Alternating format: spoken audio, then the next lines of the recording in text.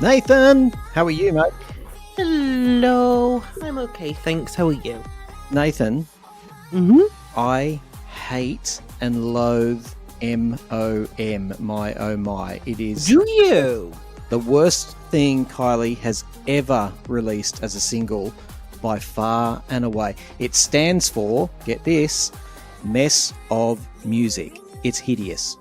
Do you really think that negatively about it? I was as excited as anyone. You know, we've spoken about Kylie, you and I, a lot. Mm-hmm. So I've been psyched. I was on the Zoe Ball show listening live. From the moment it started, a visceral negative reaction I've never had to a single before. I've hated some Kylie songs, but not singles. I can't remember. I don't think I have any Kylie singles that I've hated. This is awful. It's so unpleasant to the ear that I can't even describe. And whatever they've done to her vocal, they've brought out the most nasal quality of her voice. It's just an irritation to the ear. I hate it, and I've listened to it at least 12 times, and it will not grow on me. So don't tell me that, listeners. It will not grow on me. I mean, I definitely don't have as aggressive of a reaction either way as you did. I don't feel the same way that I did feel about Padam with this. Because the moment that I had Padam, I had it and I knew it was going to be. You heard it and you knew. Well, yeah, exactly, though. I did. I had it, and I knew it was going to be, like, a big hit. It was going to do really well. I predicted it was going to go viral on TikTok, things like that. But I'm not as certain on this one. But I do think it has the potential to. What? To go viral on TikTok. Oh, and things stop like that. it, Nathan. Don't be. This is going to be panned. She needs to erase it because this is going to be. She's going to be a laughing stock on the back of this. Oh, I disagree. No, I don't think it's anywhere. I don't think it's anywhere near as bad as you're feeling it is. I think if it goes viral, it'll be for all the wrong reasons. Let me just tell you what Mark just told me. A superfan, Mark, who I've just spoken to about the song, he said, "Tim, listen, this song wasn't made for you." And I clarified, "What do you mean by that? Do you mean old?" And he went, "Yes." And then he said something really interesting that I hadn't thought of, but I think it makes sense. He said, "This is a K-pop song. That's why you don't like it." And now that I've thought about it, it does sound like a bloody K-pop song. Well, it's interesting because like I was kind of thinking the same thing. This is why I was saying it could actually go viral on TikTok. Like it could. Because it's not aimed at Kylie fans. Clearly not. You're a Kylie fan. Well, yeah, but I'm not like I'm not your stereotypical Kylie fan. But even then, I mean, well, I'm not though, am I? That's so loaded. That's so loaded. What the hell is a stereotypical Kylie fan? What do you mean? Complains a lot, doesn't stream, complains about the charts whilst not streaming, constantly bashes Madonna. Listeners, why did I ask? Why did I ask? What was that, sorry, Tim? Should never have asked, should I, listeners? No, you shouldn't. No, you shouldn't have asked that one. You really opened yourself up there. But I wasn't describing you, as you could tell. Like, I wasn't describing you. I wasn't trying to, like, make it about you. Because it's not you. That you do stream. You're not really a Madonna basher at all and stuff like that. But, no, I do think it is blatantly aimed at a younger audience. I think it's very catchy. It's not as for me as Padam was. Like I can say that, but I do think it's a good follow up to Padam because I think it is blatantly targeting the TikTok generation, and I have no issue with her doing that. That's the way that I view it. How on earth anyone could say this is a good follow up to Padam? And in fact, that is part of the reason why I'm so offended. I would be offended whenever she released this, frankly, because it's such an offensively unpleasant song. But when you place it against Padam and Midnight Ride and Tension and the whole era that's just happened, to release this is even more starkly bad. Oh, I prefer this to Midnight Ride. No, stop it, Nathan. No, I do. I know. I know you're going to eviscerate me for this, but I do. You can't possibly say. They don't even compare musically. Mess of music. MOM. My oh my. Like I say, it's definitely not as immediate for me as, for example, Pajama Tension were. But I do prefer it to Midnight Ride. I'm quite neutral on this song so far. Maybe I'll change my perspective on it. What was your initial reaction, honestly, when you first heard it? Was it like blah or? My initial reaction was like, oh, this isn't what I expected. But then I was like, is that bad? And that was kind of, because I was expecting a bit more of a thumpy, like more clubby sort of a vibe. Which not to say that this isn't, because it is to a degree, but yeah, I was expecting it to be a bit more like clubby, I suppose. No, sorry. I'm going to say, Nathan, you wouldn't play this in the club. You wouldn't play it by the pool. You wouldn't play it in the car. You wouldn't play it at home. You wouldn't play it for your kids. You wouldn't play it as an Instagram background. You wouldn't play it as a Danny B side. It is appalling. One thing that I'm not too huge on is that I feel like it just kind of starts and then it just kind of stops. Like I very short, very short. Yeah. Oh no, I don't mean like I don't mean in terms of its length. I feel like it just kind of is somewhat of a flat line rather than having a peaks and valleys, if you get what I mean. Because it's like, you know, it is just kind of verse, chorus, verse, chorus, verse, chorus. Like if I was gonna like insult it, that's probably one of the things that I'm not as keen on. I don't know what they did to her vocals, but here's another aspect of this that I'm offended by. For 30 years, I know people get previews of songs. Back in the day, you'd get a record or a cassette, and these days you get a file sent to you. The people that got this file ahead of time, who always puff out their chests with power, like I've heard. No.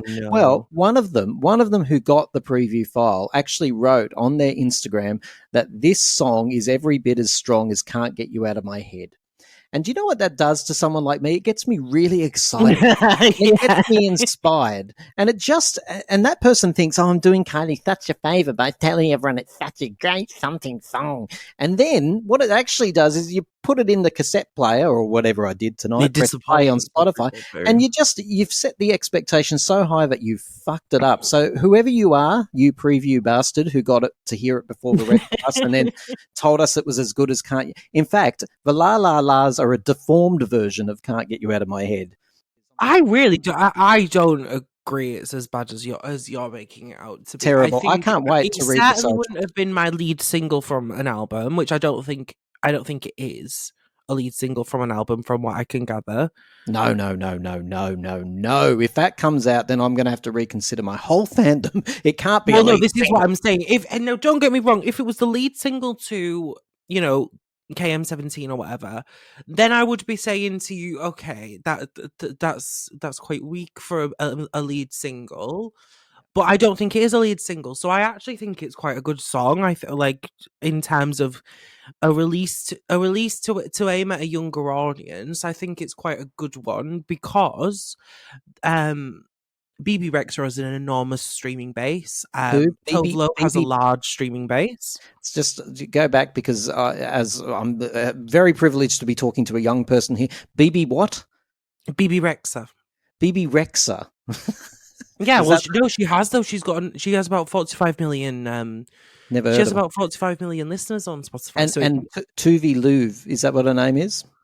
I think she's called Tove Lo. She's Swedish, I think. Yeah. Well, she had that other great song with Kylie. I think I Don't Like You, or Why Don't I really liked Really Don't Like You. Yeah, I thought that was great. So I was again high hopes based on that. But at the risk but you see, it's quite interesting, isn't it? Because this is very much a Kylie pioneered song.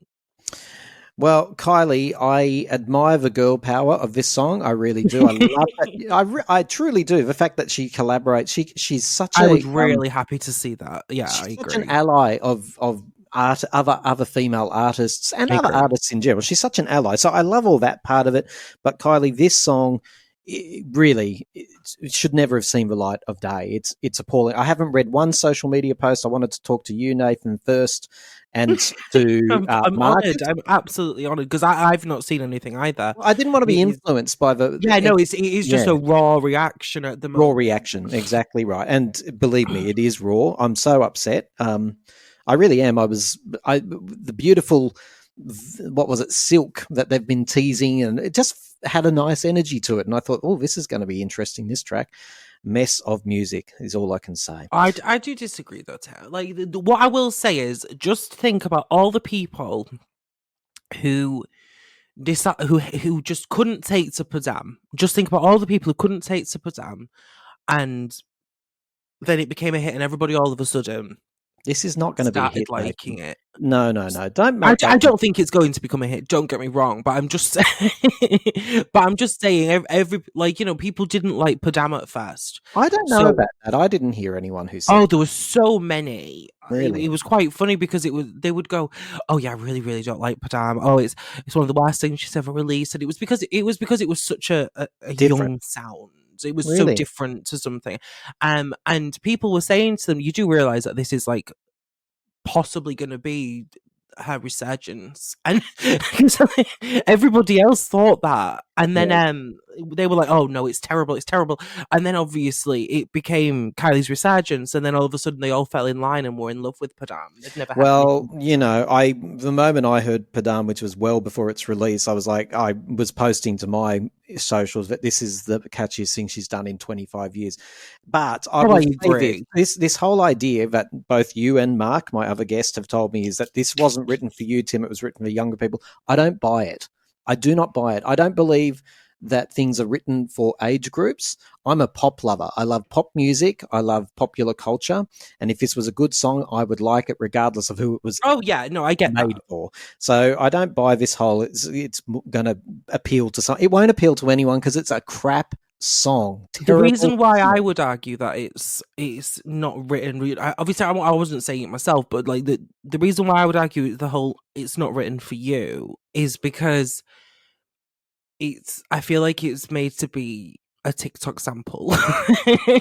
That's what I feel like it is. Won't happen. You mark my words, it won't happen. Young people have taste. I work with young people and they will not accept this just because it's unconventional. They'll say, what a crap song. Just like I am. I mean, if that is the case, that's absolutely fine, isn't it? Though, as long as it's not a lead single, I'm fine with it. You just refuse to say anything too harsh about it, but you obviously. Well, no, I mean, it's not like the Sia song, because I'm sorry, but the Sia song was dog shit. Like, no, it was. If you're going to ask me out of the three songs that she's released this year. The Sia song was terrible. The Midnight Ride, I like and I respect Kylie for it. I still don't know why she wanted to lose her phone. Like, that's celebrity culture right there. None of us can afford to lose our phone, but celebrities can. Yeah, it's like looking back at the Sia song in hindsight, I'm like, oh my goodness, it really is crap. No. I look back. In fact, I was looking at the stats the other day, and the Sia song and Midnight Ride are still doing amazing streaming. Like, they really are. They're right up there in Kylie's top 3 to 4 at the moment. I think that just speaks about how low Kylie's streaming figures actually are. I'll stop it, Nathan. Now you're being negative. You know I don't like people saying negative things about Kylie on this show. You know I hate that. Nathan, thank you for giving your initial reactions. And if people want to leave an audio message for me, even if it's to abuse me, as usual, you can. timetotalkaustralia@outlook.com or find me anywhere. Tim Power, Instagram, Tickety Talk, is that what it's called, Nathan? Tickety Talk. Instagram, all of them. You can find Tim Power or Time to Talk Australia. # Time to Talk Australia. Nathan, thank you for hearing my sadness pouring out in its rawest form. Thank you for having me, Tim.